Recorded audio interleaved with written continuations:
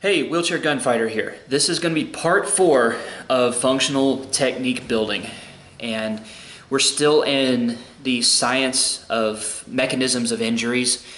Just to recap a little bit, we're talking about how to effectively break or shut down the human body with our bare hands.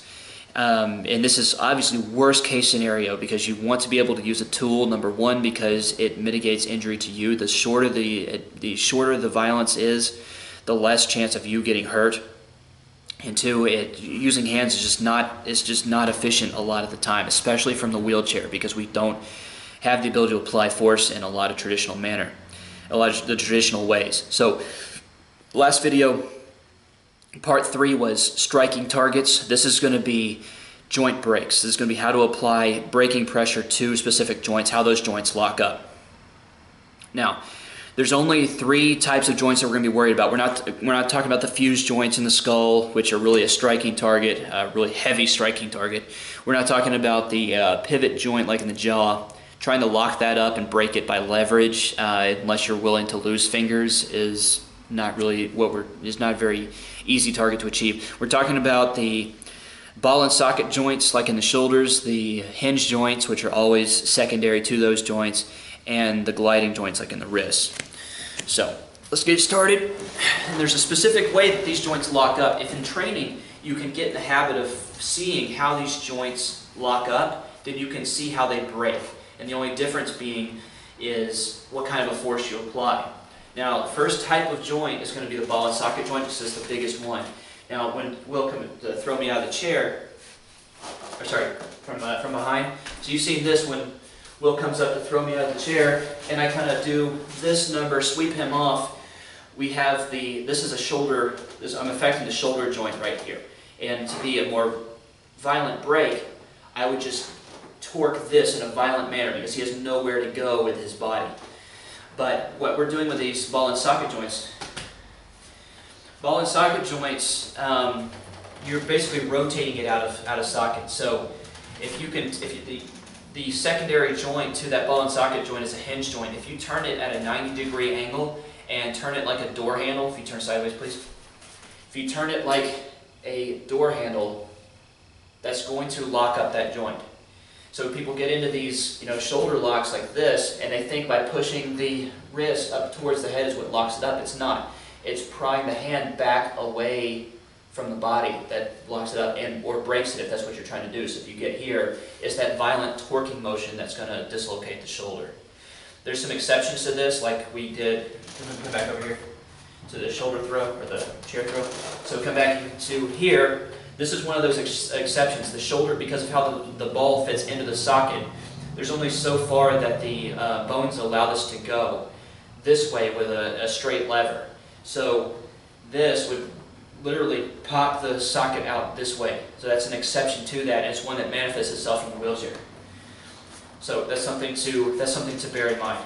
It's something that manifests itself all the time. There's another exception. It's up this way. Right? It's basically doing the same thing but going backwards, and I have not seen this manifest itself in the wheelchair in all the stuff that I've done so far, so I don't really mess with this. It's kind of a trick. It's World War I where you get into complicated movements with a partner.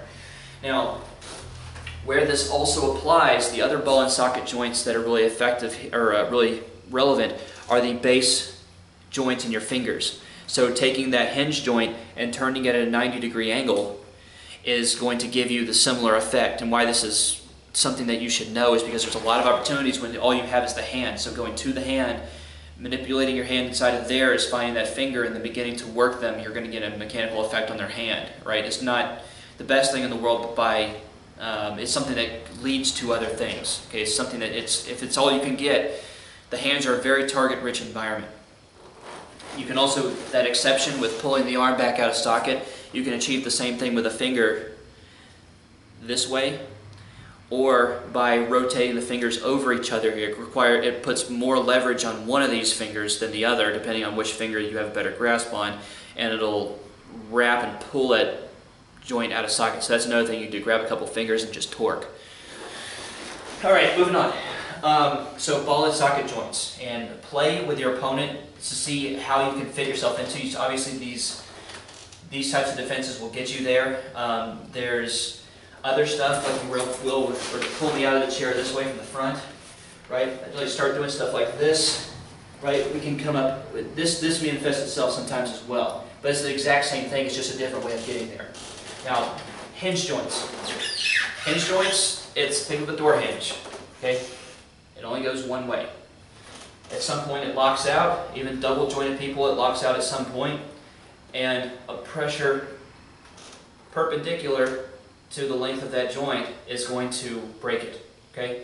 Now, the elbows are what really, by the way, sorry, back to ball and socket. The other ball and socket you're talking about is the hips. That's not going to be relevant to the wheelchair. I'm just going to leave it at that. If you want to talk about hip joints or manipulation, you can email me. But that's not going to be relevant to what we're doing. It's just too strong of a joint. Elbow joint. This manifests itself all the time because this arm comes at me in an extended manner, and if I get outside of it, it's right there. Or if I get on the inside of it. So, Will grabs me, tries to punch me with this arm, and I end up here, right? Extended, pop. I'm pulling my arm to myself, pop, right? Or I secure the elbow, and I'm basically striking the wrist back towards himself. That's another way to do that. But what you're essentially doing, isolating this joint, find the point of the elbow and go just above it. Okay? If I go right on the elbow to apply pressure, any kind of just shoulder shrug is going to pull, well, really I was thinking more of direction that way. Oh, it takes a little bit of a pull, and I'm off the joint now. If I go up on top of that elbow, I have a little bit of an anchor point, so if he's pulling, I still have it. Right? But it's there, it's all over the place. If he comes in for a two-handed grab, pull out of the wheelchair, right? Extended joints, right there, right? Or at least one, right? Maybe here, right? They're all over the place. Your knee joint is the other hinge joint. So the stuff that you saw the previous video, or a previous video where he comes to pull me out of the chair, I grab at the ankle and apply force down at the knee. I'm going just above the knee, and it's attacking that hinge joint the wrong way. That's what you're getting at. For able-bodied people, you see an extended joint, you kick down onto the patella, that's going to have that effect. It's going to be happen very fast. And the difference between this and something more of a competition jiu-jitsu setting is that, competition jiu-jitsu, I'm like tying myself up with multiple limbs, trying to isolate this limb so that he can't escape. That's not what we're doing here. All I have to do is at some point get an extended joint. All I have to do is see it extended, and I've got it. Okay? So go back to our original principles of combatives about finding the opportunities. I'm not going to try to grab him and then try to tangle him up into some kind of lock or break. It just kind of manifests itself. You only use what you have. So if you're trying to apply some kind of joint lock or break and it's no longer there, let it go. Go for the next one. Because usually trying to get out of some kind of lock or break, it presents some other extended joint. You just got to look for it. But the last one are the gliding joints. You think about the wrist. The stuff that has to do with the wrist, how the wrist moves, can also be applied to the neck. The attacking the neck in a very violent manner like that, it requires getting really tied up with someone. It's not something that I would immediately go to or really even try to go to if I could help it. There's just a lot involved with that. It's slippery, and you have to bypass the arms, which are probably doing damage to you. So trying to think of doing some kind of moving neck break or something is just not something that's really practical right here. But the wrist really only locks up a few ways. It can bend too far, right? It can bend too far. It can bend too far this way. I can twist it too far. I can twist it too far the other way. Now, if you do a combination of a bend and a twist, right? Bend, twist, whatever. It's 8. The number is 8. There's 8 ways that this joint can lock up and therefore be extended past that breaking. Now, something to remember about this, the ball and socket and the hinge joints are bone fitting inside of bone, right? You don't have that with the wrist. It's just a bunch of carpals held together by connective tissue. So you're not actually locking up bones. You're stretching connective tissue tight and then pushing it past that limit. But the wrist can be an effective target if again, that's all you have. Generally speaking, I want to get up higher. The closer I get to his torso, the more I'm affecting everything below it.